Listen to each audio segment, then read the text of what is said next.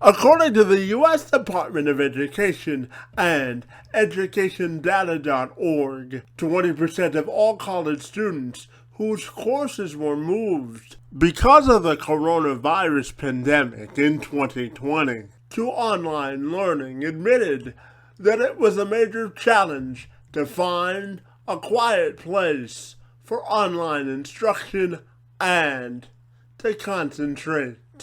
Furthermore, 33% of post-secondary school administrators indicate that they'll continue to offer both remote and online course options even after their campuses are fully reopened. Therefore, what challenges does that present to teachers and students at large in order to get a fully wholesome educational experience? To get some answers to this intriguing question, I turned to three Wayne State University students who are enrolled in the Facilitate Digital Learning course. Jeannetta M. Greer, Radiation Therapy Program Director. Lori Lucas, a lecturer in bilingual and bicultural education. And Keith McShan, a Ph.D. candidate in sports and exercise psychology. Join me this week to have this very important and thought-provoking discussion. I'm Kevin McShan. Let's have this conversation.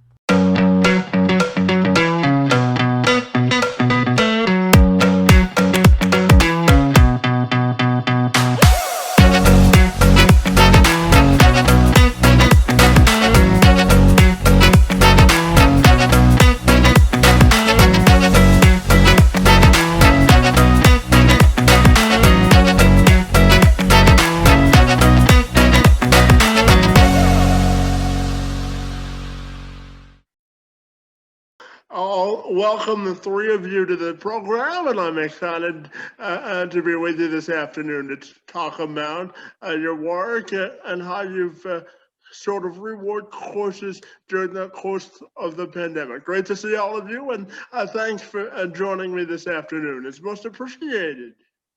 Thank you for having us.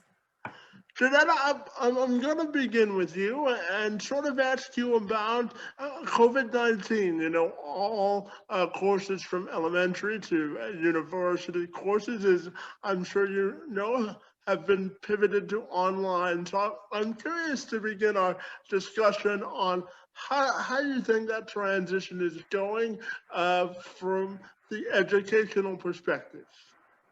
Well, for me, starting out going from face to face to online was new for me. I've been a director for the radiation therapy program at Wayne State, now going on 3 years. So starting off, going from clinic to didactic, number one, that was a transition that I had to make very quickly.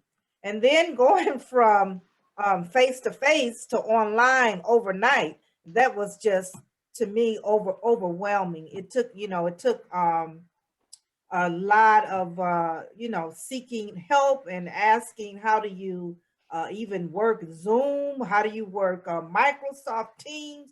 All of this was pretty new to me. I've used it, but not to the extent where I had to use it as an instructor.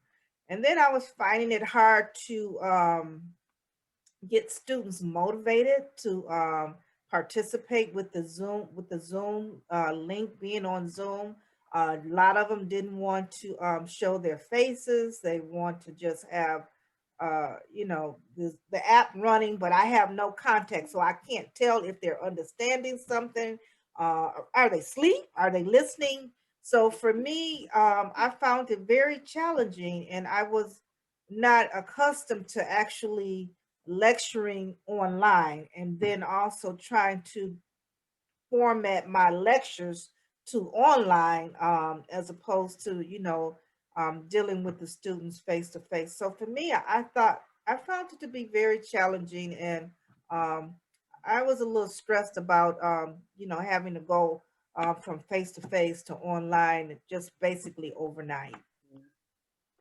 And the next question I have for you is for all three of you in terms of the student experience. I'm wondering if you can comment on how you've seen student engagement change over the course of the past year because of the pandemic.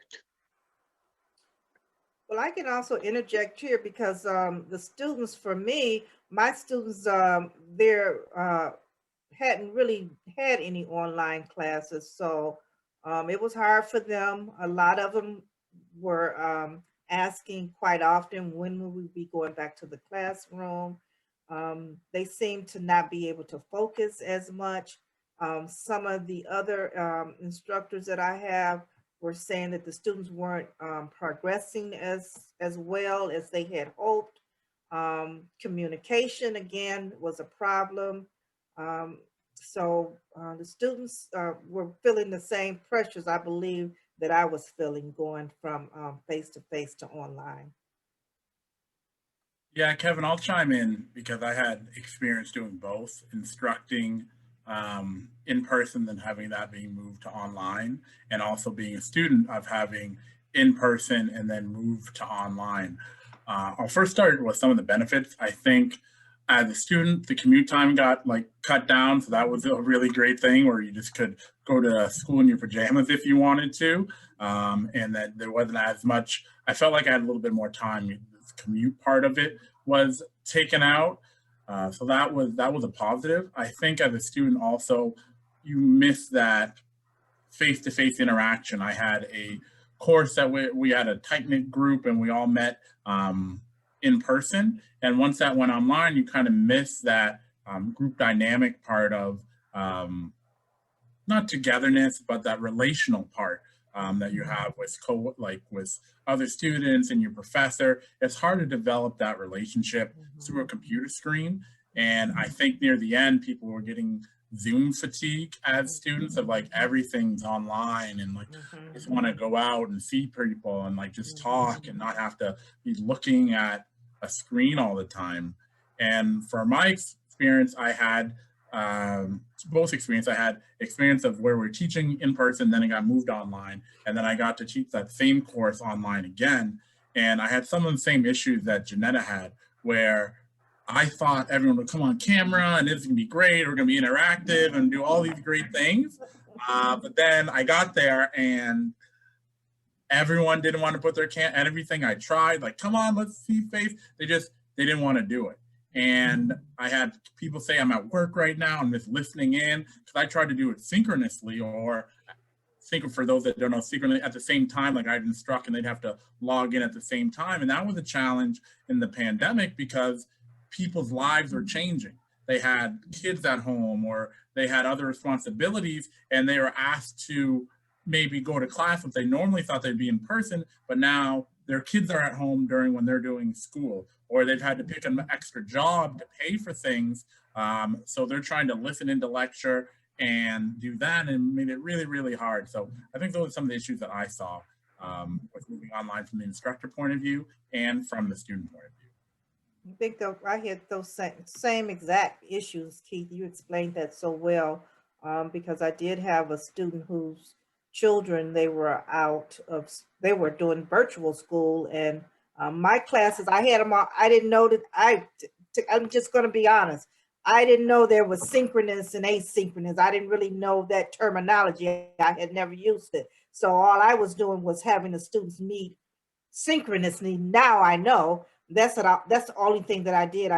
We met live every day on Zoom, and some of the students felt, well, since we're online, I can work now. I can do this. And I'm thinking, normally you wouldn't do that. So why are you doing this now? Just because we're online, class is still the same. We still meet at this time. That was my philosophy. So I too had to change with the times that COVID-19 brought on. So I had to adjust my thinking and also, kind of work with the students with their limitations, especially those that are parents. Well, I only had really one student or two that are parents that they had issues with child care. And I would tell students, hey, bring your child, let them, I don't have a problem if they come on Zoom, because one student was worried. I said, no, you know, this is important. I don't care. That does not bother me. If you need your child to, you know, be there with you while you're on Zoom, that's not a problem. But if you feel more comfortable with the camera off, you know, that's fine too.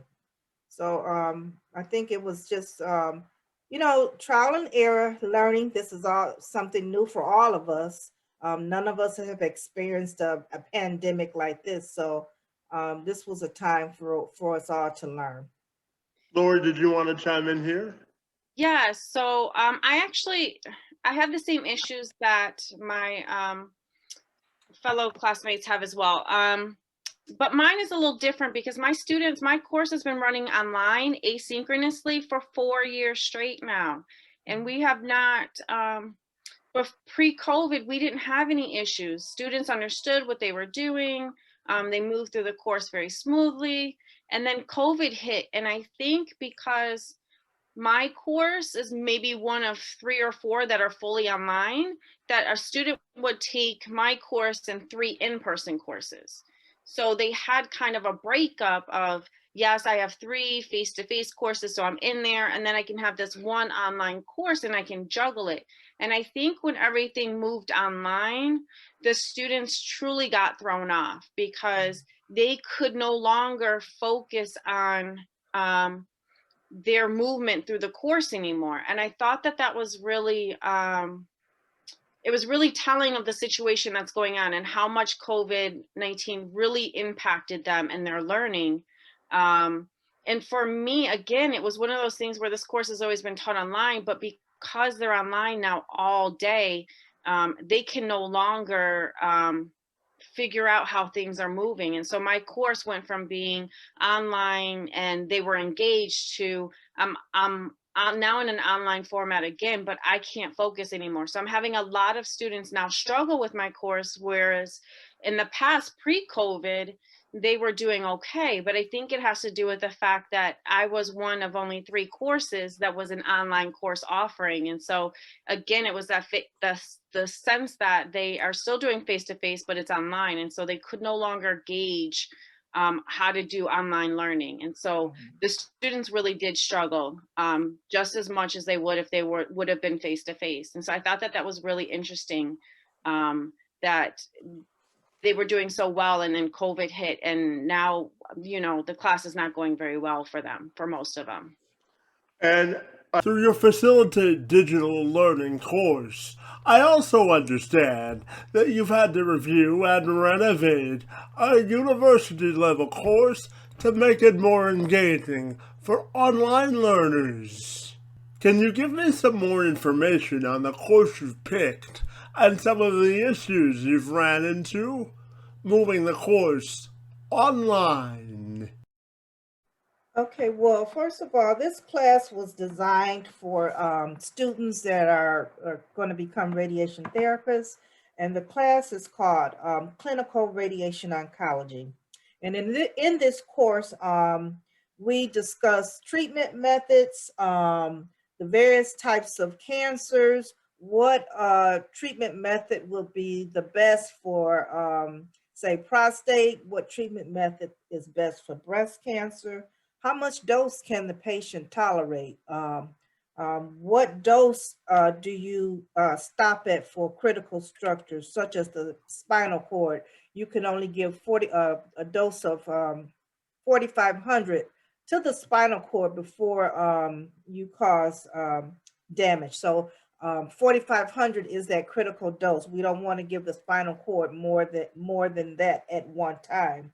So, and how do you block out critical organs to make sure that they're not receiving doses that would be, you know, harmful to the patient? So with that being said, it's kind of, you know, how do you, if it's interesting to me, how do I make it interesting to the students? So it was a challenge trying to come up with, usually in the classroom, I would have models, say for like the breast, I have like a cushiony breast model, and I would send it around the class for the students to touch. And in that clay model, there would be like a little pebble or stone where the students could feel the abnormality of a breast cancer. So now I'm trying to show, other using pictures, fine, but I want the students to be able to feel that when they're in clinic, if they're treating a patient and setting up a patient, sometimes they may have to palpate those patients. And how do you do that online? So those were some of the challenges with this class, because it's I felt that it's really the students get more out of it in the classroom because they're able, like I said, to touch some of the I can't think, the molds is another word for the molds that we would use for demonstrating how to palpate breast cancer and that. So it became a little difficult trying to do that, but I've learned how to put colorful images in my slides and that kind of thing. So to try and make it interesting or get that visual effect for the students. So I don't know. That's basically it's a class that is very detailed, and it's a class that's necessary and that they need to know. It's one of those critical courses that they're going to use when they go out to work as radiation therapists. And talk to me about the generational learners that are in this course and the type of people that are in it as well. For the most part, these are students. This is an undergrad course, and the majority of the students are in that age range, even some as young as 19 who finished, did the courses in high school. They took some college courses in high school. So I have a few students who are 19, but the majority of them, they're in that, what we call that millennial generation. So they're very tech savvy though, and they love being on their phones. You see them using their phones a lot, their computers. They don't really want to sit too long. They want you to just give them the information and pretty much let them go. They don't want to spend a whole lot of time. The quicker you can give them the information, the better it is for them. It seems like they say they want to understand it, but they want you to give it to them quick, and then, it takes time to learn this. This is not a class that you can give the information quickly. We have to go through and we have to discuss it. So they're that generation that's, to me, fast food. They want everything fast. Instant gratification for sure. Absolutely. Absolutely. Keith, the next question is for you, and I'm curious to know about the R2D2 learning model and how that's been implemented over the past year.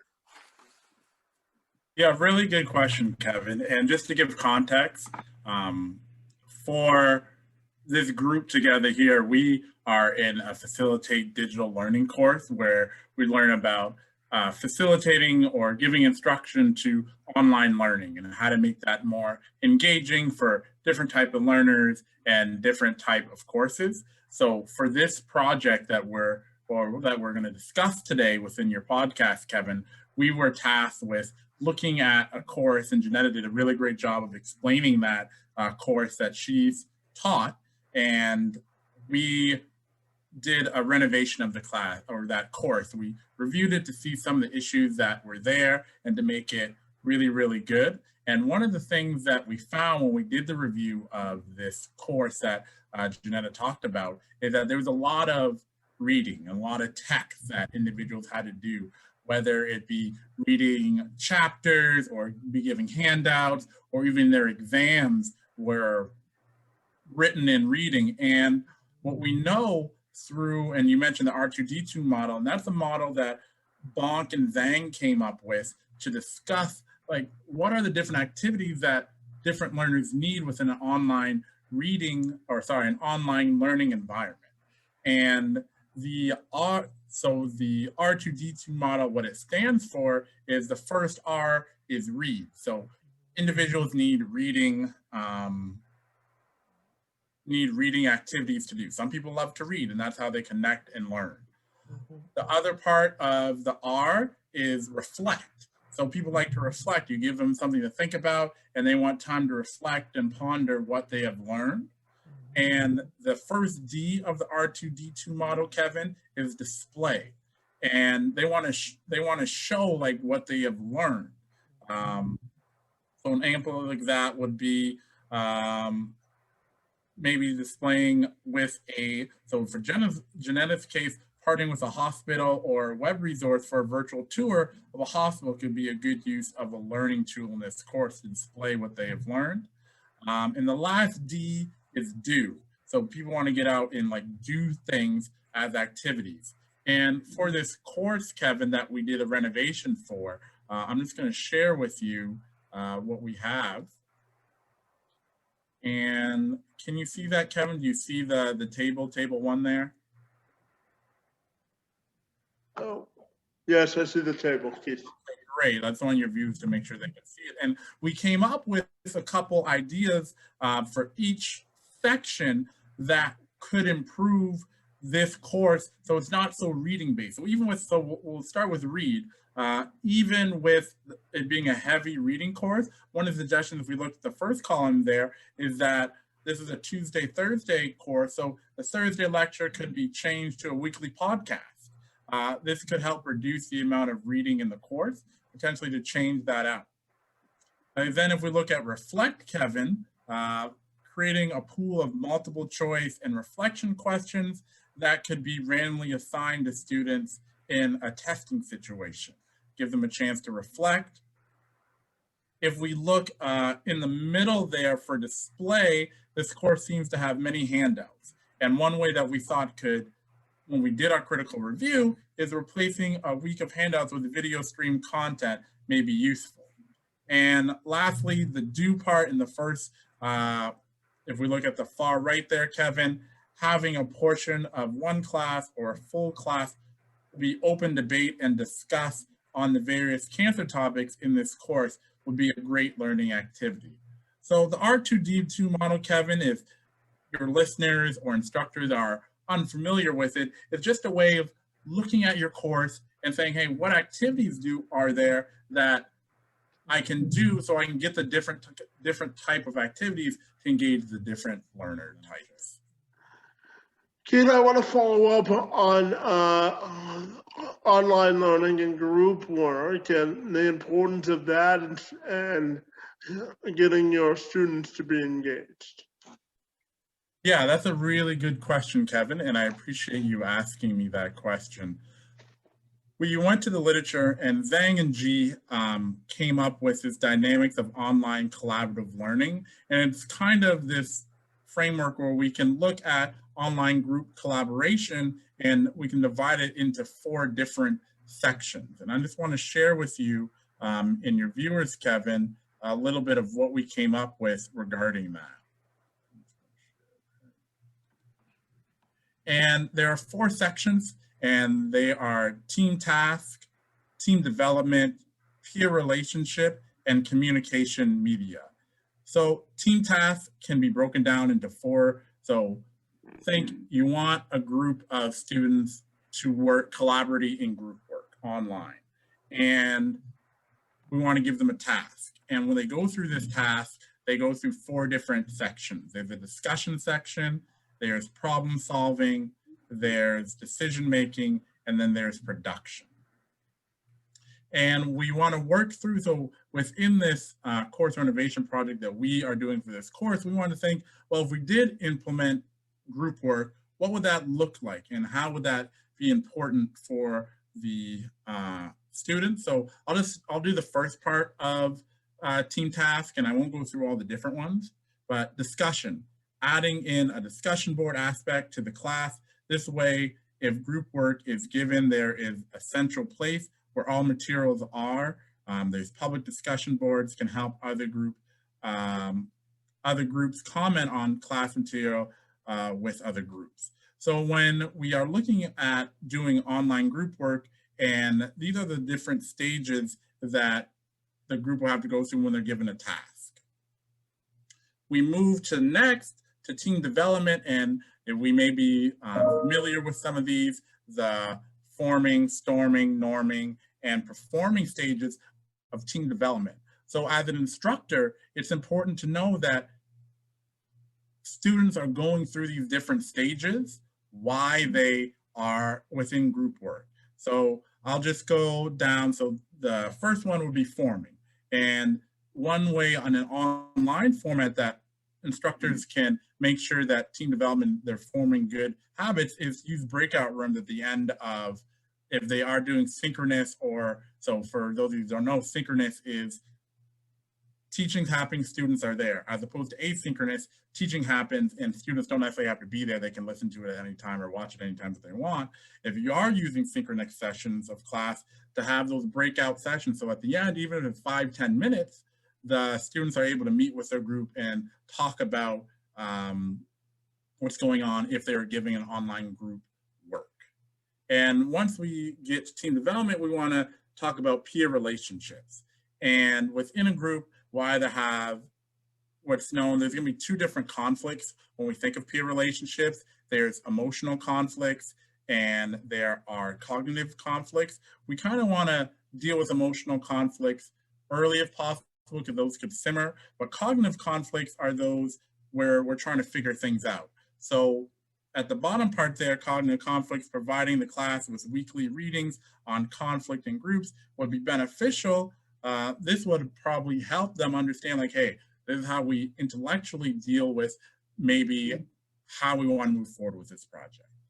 And lastly, for instructors that are looking to do online collaboration learning based on what Zhang and G gave us, we want to think of the communication media. So how rich is the media? Are we using Zoom? Are we using text? Are we using blogs? How rich are we making this to make it appealing to the learners? And the suggestion that we have here is at the end of each synchronous Zoom class, placing groups and breakout rooms would be helpful. It would be helpful because if the instructor checks in with the group, groups that can help with, that way the instructor can help immediately with groups that are having issues. So this would be what we call more a rich form of communication media. So when groups are interacting together, it's a little bit more rich because we can see facial expressions, we know what's going on, as opposed to maybe if we're emailing between groups, it's not as rich of a media, so we're not able to communicate and see facial expressions, maybe reading between the lines. So within group work, Kevin, the one thing that we want to look at within this course is if the instructors for future courses wanted to add in group work, what are some of the things they need to be worried about? And because currently in this course, there is no group work. So the two main things that we thought of when we were designing our course renovation project is how do we, with R2D2 model, get more of the other reflect, do, and display, because we had a lot of reading. And also if we did have online collaboration, what would that look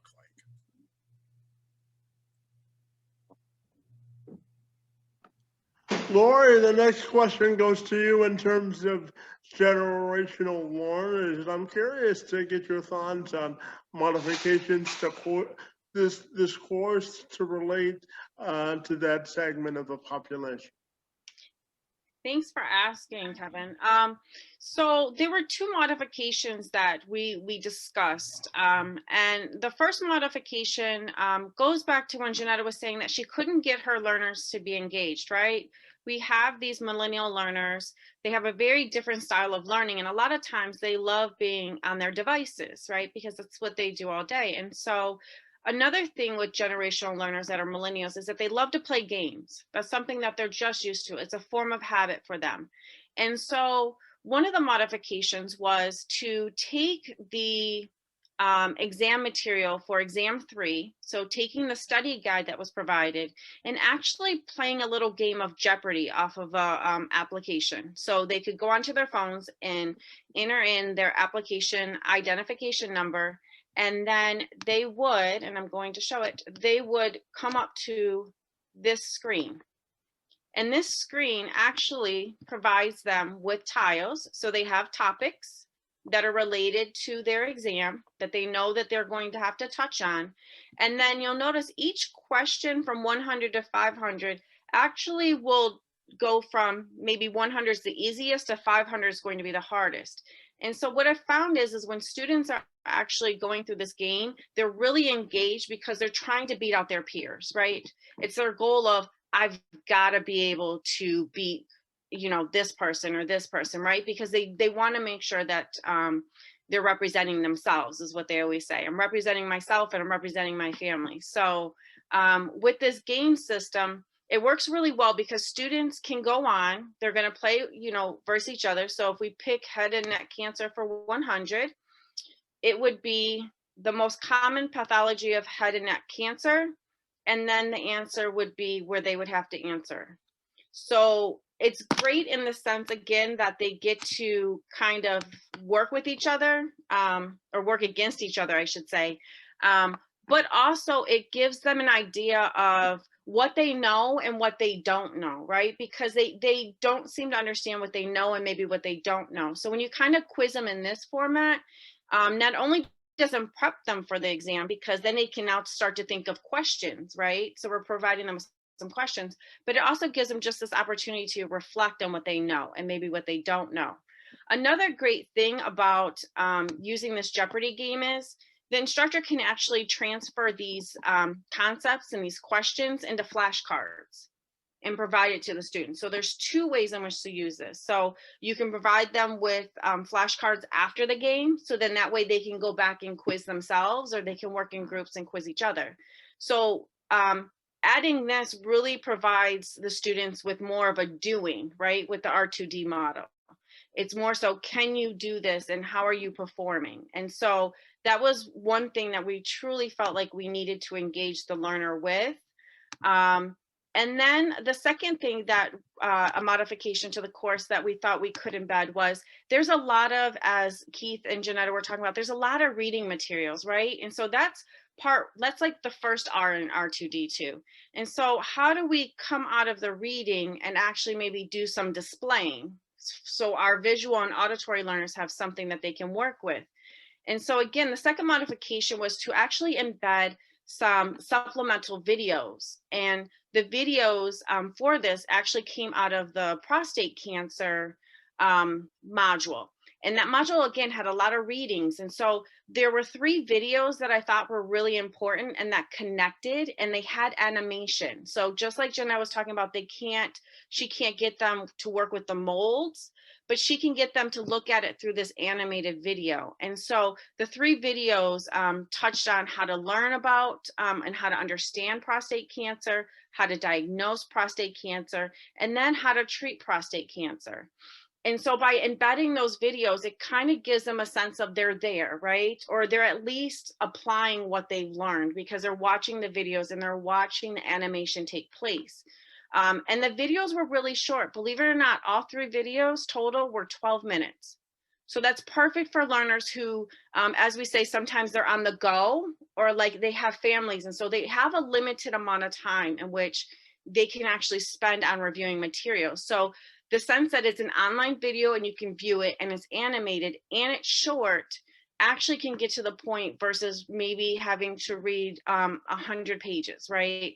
So it breaks up that monotony of that. And also, Nugent actually did an article in 1992 when he said that he did some studies and he found that when you combine audio and video to resources, it helps them retain the information. And so I think providing it in this aspect actually helps them take what they're learning from their working memory, and it's a visual that they can keep with them that can go to their long-term memory. And so again, when you're following the R2D model for this, it was displaying, and it worked well with visual and auditory learners. Thank you for sharing that. And I'm also curious to ask all three of you about any suggestions that you have for other instructors who may be curious to test out online instruction. I would definitely say for the instructors, have a plan, right? Make sure that it's a really well thought out plan. Also, make sure you structure your course appropriately. I know when instructors were transitioning over to the online format, a lot of them really didn't use the learning management system, which we have at Wayne State, which is Canvas. And so it took them a minute to try to figure out how to place materials in there. And what I'd like to say is, like, make it, if there's weekly tasks or there's like monthly tasks, so I have 2 different courses. I'd like to do the weekly courses and provide them with an agenda, so both written and auditory. I also give them notes for the class, provide them with a lecture, but then I also provide supplemental materials to go with it. So everything is outlined and strategized. And if there's an assignment due that week, it's also placed in there and it's highlighted so that they get to see it. So just structuring your course a little bit, but then also incorporating some technology and gaming into your course. I would like to add, for those that were new to, or if you're new to online as I was, to be open and flexible, and you know, reach out to others that have taught online to get ideas, because this project has really helped me, and I think it's not just beneficial for online learning, but also in person. A lot of this can be carried over for both types of instruction. So I think I was very pleased with the reconstruction and the ideals that came about to make this course better. Keith, I'm curious to end our conversation by asking you the same question I just posed to the ladies. Yeah, no, I really appreciate it, Kevin. And within our course, we've been given a great resource. This book called Empowering Online Learning, 100 Activities for Reading, Reflecting, Displaying, and Doing. And that book is a really good resource that is not too expensive, where there are tons of activities where we can get, for our individuals that like to read, we can give them verbal and auditory learners those resources and activities that are best for them. For those that like to reflect on things, we can help those observational learners be able to do that. For those, again, that like to display, those are our visual learners. How can we engage those ones? And those that, for me, when I was going through school, or still going through school, I was more of the doing learner, and that's a hands-on learner. So I would just, when you're designing your course, if you are an instructor, just put those things into consideration. Not everyone learns the same, and I think that's kind of the thing that I've learned through my journey of teaching, is that not everyone learns like me. I like to be doing and group work and all that kind of stuff, but there are some people that it gives them anxiety, and I learned that from my teaching, that they don't want to be. So the millennials, what we do know from this course that Jeannetta teaches, is that millennials they typically do like group work and like to do multitasking, and that's a generality, but some people don't. And we have to keep that as instructors in mind when we're designing our class. Do we have tons of reading stuff? So if you're someone that doesn't enjoy reading and this is what the course is, well, they may just drop your course or not do as well. And you can think, oh, they're not trying that hard, but it may not be that they're not trying hard. It's just, that's not how you teach them. So yes, do you have to have some reading components? Sure. But can you sprinkle in a couple reflecting or displaying and doing activities to keep the broad majority of people engaged? So that's what I would have to say, Kevin. Well, I want to thank the three of you for joining me to have this in-depth and engaging discussion on course revamping. And for all of you, I want to wish you the best of luck with your continuing studies. And I want to thank you for joining me today. It's most appreciated. We appreciate you, Kevin. Thank you, Kevin. Very kind of you for my twin brother. Very kind. Thank you.